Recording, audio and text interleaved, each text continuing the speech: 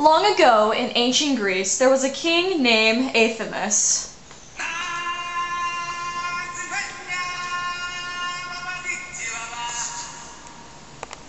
He had grown tired of his wife, Nephele, and decided to marry another, Princess Ino. Princess Ino wanted to kill the first wife's son, Phrixus, so her own son could take over the throne. Ino parched the corn seeds, preventing them from growing. She then bribed the messenger to say that the oracle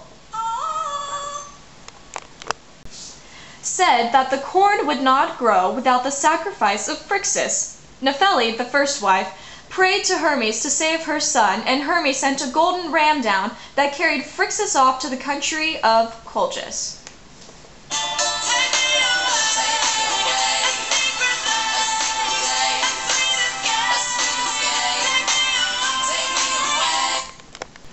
The king of Colchis, Aeetes, welcomed Phrixus and allowed him to marry his daughter, and as thanks, Phrixus sacrificed the ram and gave his golden fleece to King Aeetes. Phrixus's cousin was a rightful king in Greece, but his throne was taken away from him by his nephew Peleus. Peleus was warned by the oracle that he would be killed by a relative who wore only one sandal. One day, the son of the rightful king Jason came into Corinth, and the entire town was awed by his presence. And all the girlies say I'm pretty fly for a white guy. He came back into town wearing only one sandal. Peleus feared him, but hid his terror and asked him who he was. Jason tells Peleus he is the rightful king's son that has come back to claim the throne. Peleus tells Jason he must bring back the golden fleece from Colchis, and he will relinquish the throne to him. Jason happily agrees to go on the adventure and is joined by Hercules, Orpheus, Castor and his brother Pollux, and Peleus. Hera helped them all and gave them an elixir of life. They all set sail on the ship Argo.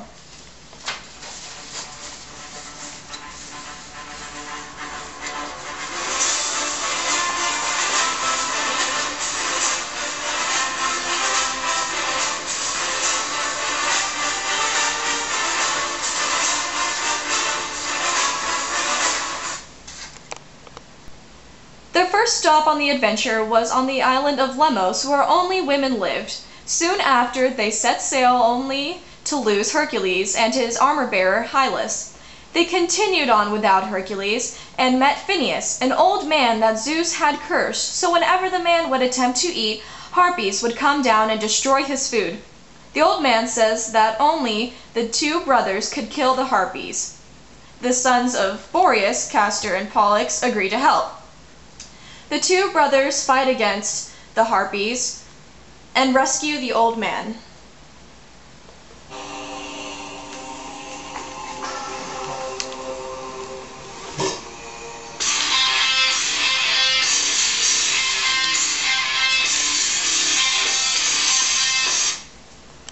They arrive at Colchis, and goddess of the gods, Hera, goes to ask Aphrodite for help to make King Aeetes' magical daughter, Medea, fall in love with Jason.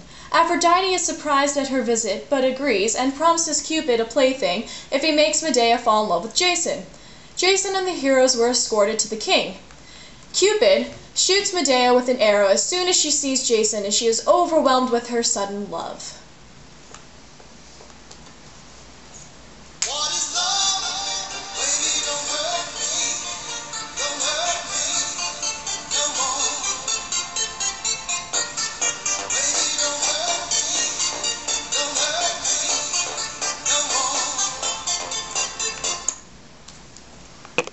King Aeetes promises them the golden fleece, but only if Jason can prove himself by completing impossible challenges.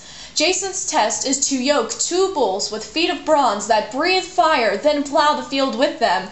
After, he must sow dragon's teeth, and finally must fight off the fully armed men that would spring up from the field. Medea is conflicted between her love for Jason and her dedication to her father. She finally decides to help Jason by giving him ointment that will protect him and his armor fully for one day. After she gives it to him, he thanks her by saying,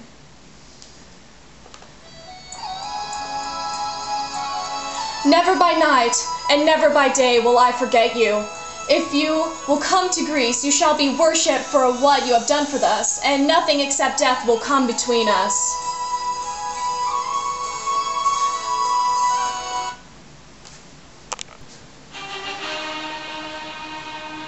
Jason applies the ointment to both of his weapons and his body and sets out to yoke the bulls. He succeeded and sowed the dragon's teeth. As soon as he was done, fully armed men sprouted from the ground. He followed Medea's instructions and cast a stone between them, causing them to fight amongst themselves. King Aeetes, angry at Jason's success, plans to withhold the golden fleece from him, but with Medea's help, Jason gets the golden fleece. He, the Argonauts, and Medea flee together. It is said Medea kills her brother while they are escaping. Over the course of several years, Medea and Jason live happily together and have 2 sons. Unfortunately enough, after a while, Jason decides to marry the king of Corinth's daughter.